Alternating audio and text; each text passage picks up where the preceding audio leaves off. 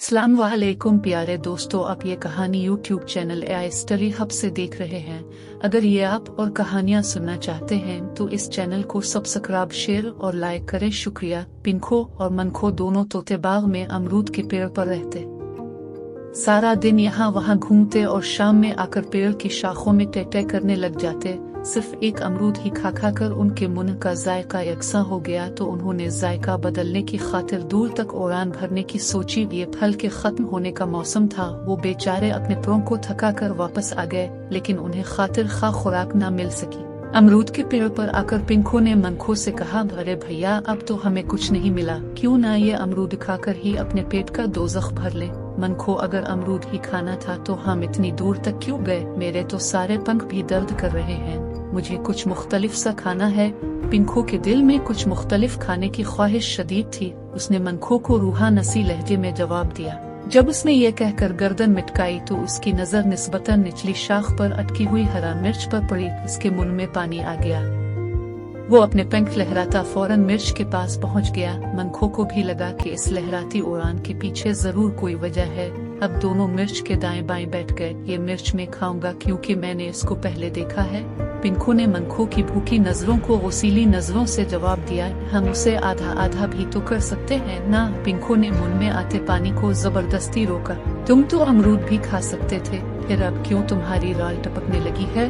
पिंको ने उसको पुरानी बात याद दिलाई। मनखो सर झुकाकर बैठ गया। इसकी नजर नीचे जमीन पर पड़ी हुई 3 मिर्चों पे गई तो उसकी आंखें खुशी से बाहर निकल आई। मनखो ने उसकी उड़ान देखी तो इकलौती हरी मिर्च को दाबे वो भी जमीन पर उतर आया। अभी पिंको और मनखो फिर से लड़ने का सोच रहे थे कि वो जाल में लपेट लिए गए। छोटे से लड़के ने, जिसका नाम साकिब था, इस जाल को एहतियात से थाम रखा था। मैंने तुम्हें कहा था ना कि तुम हमेशा मुझे फंसा देते हो। तुम्हारी कम अक्ली की वजह से मैं हमेशा फंस जाता हूँ। पिंको ने मनखो को चूंच मारते हुए कहा। जवाबा मनखो के पास कहने को कुछ भी नहीं था।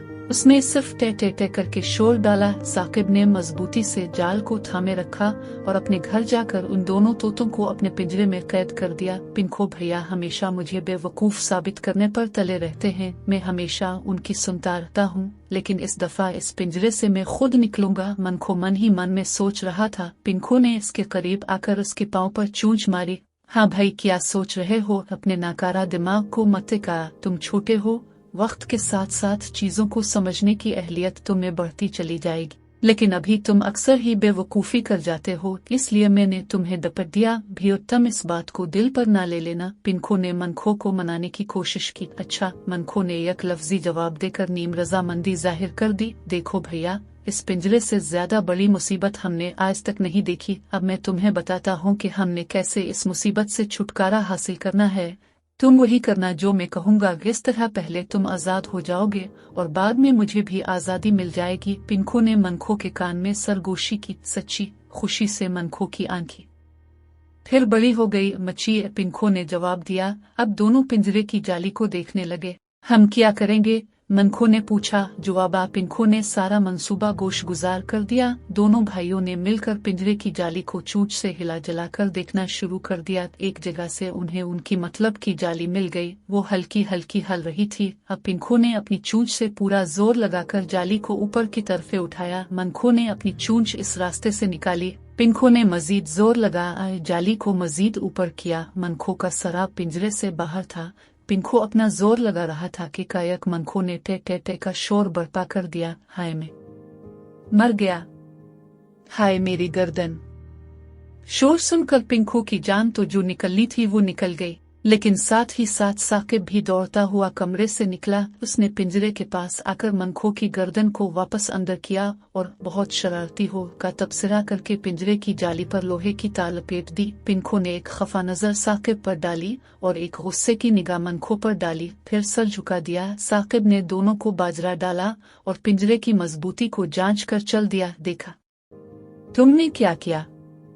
तुम्हारी वजह से ये लोबड़िए की तार पिंजरे के गिर्द लपेट दी गई है। तुम्हें मैंने कहा था कि पूरा जोर लगाकर बाहर निकल जाना। लेकिन तुमने अपनी ही की टे मचा दी। साकिब के अंदर जाते ही पिंखो मनखो पे बरस पड़ा। मुझे लगा कि जब वो बच्चा हमें इतनी तकलीफ में देखेगा तो फिर खुद ही आज़ादी कर देगा। मनखो ने अपनी हानि की। पागल हो तुम, अगर उसने हमें आज़ाद ही करना होता तो वो हमें पकड़ता ही क्यों? पिंखो का दिल चाहा कि वो अपना सर पेट ले। अरे अच्छे भैया, अब तुम ना रूठो, अब मैं तुम्हें तरकीब बताता हूँ, इस पर अमल करके हम जरूर निजात हासिल कर लेंगे। मनखो ने शर्मिंदा लहजे में अपने किए पेशमानी जाहिर की। अब तुम क्या तरकीब ज़हन में सोच कर बैठ गए हो? पिंखो ने गजबनाक होकर पूछा। मनखो अपनी चूंच पिंखो के कान के पास ले गया और अपनी तरकीब नजात बानित। पिंखो ने जोर जोर से नफी में सर हिलाया, लेकिन मनखो बजिद रहा कि इस तरह हमें रिहाई मिल जाएगी। बिलाखिर पिंखो को मानते ही बनी। थोड़ी ही देर बाद दोनों भाई अपने पंख फड़फड़ाने लगे और वक्त के साथ इस फड़फड़ाने में तेजी आ गई। यूं लगता था जैसे छोटे से पिंजरे में भौं नचल आ गया हो। साकिब दौड़ा कमरे से आया। इसने जब ये उफ्ताद देखी तो अपने बड़े भाई नाजिम को भी बुला लिया। नाजिम ने फौरन कैंची मांगी और पिंखो और मनखो के चीखने चलाने की परवाह किए बगैर उनके पंख काट दिए। अब ये अगर पिंजरे से निकल भी गए तो और नहीं सकेंगे। नाजिम ने साकिब को हौसला दिया तो दोनों भाई कमरे में चले गए। पिंखो को अपने पंख बहुत अजीज थे।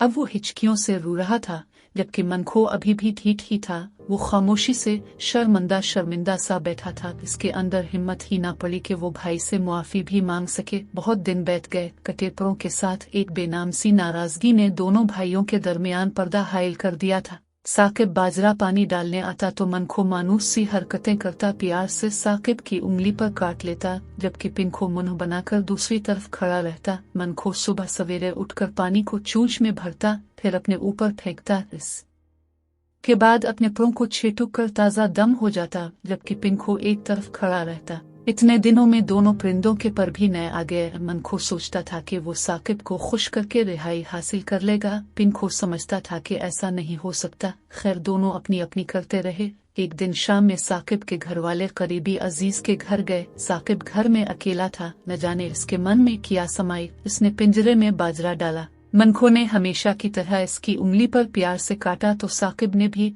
इसके सर को सहला दिया। फिर साकिब ने पिंखो को पकड़कर बाहर निकाल दिया और जाकर मंडेर पर बिठा दिया। न तुम हंसते हो, न बोलते हो, तुम खुश नहीं लगते, यूं करवा जाओ, साकिब ने पिंखो को कहा। पिंखो को बहुत खुशी हुई। मनखो बिल्कुल सहम गया। अगर पिंखो जाता तो सारी जिंदगी वो इस पिंजरे से ना निकल सकता था। पिंखो मनखो से बड़ा था। पिंखो उसे सही समझाता था। जहाँ मुंह बनाना हो वहाँ मैं हंसने लग जाता हूँ, जहाँ बोलना हो वहाँ चुप कर जाता हूँ। मुझे पिंखो भैया की बातों और नसीहतों पर अमल करना चाहिए। मैं गलत करता हूँ, मैं छोटा हूँ और वो हमेशा मेरी गलतियाँ नजरअंदाज कर देते हैं। मैं नाजायज फायदा उठाता हूँ। मनखो बस रोने ही लगा था कि अलिफा उसी पिंखो के फड़फड़ाने की आवाज आई। इसने देखा तो पिंखो साकिब के सर पर मनला रहा था, फड़फड़ा रहा था, और साकिब अगर हाथ से खुद को बचाने की कोशिश करता तो पिंखो जोर से इसके हाथ पर काट देता। मनखो को समझ नहीं आ रहा था कि आखिर ये हो क्या रहा है। इतने में पिंखो ने लड़ते लड़ते आवाज लगाई, आओ मनखो आ जाएं। साकिब ने पिंखो को निकालते वक्त पिंजरे का दरवाजा बंद नहीं किया था। मनखो को अब कहानी समझ आई। वो तेजी से साकिब के सर पर आन पहुंचा, इसके सर पर चोंच मारी और दोनों साकिब से दूर उड़ने लगे। ये चोंचों के भूत बातों से नहीं मानते, मनखो ने पिंखो को प्यार से देखते हुए कहा और लंबी उड़ान भरी। वीडियो देखने का शुक्रिया। अगर वीडियो अच्छी लगी हो तो चैनल सब्सक्राइब करें। शुक्रिया।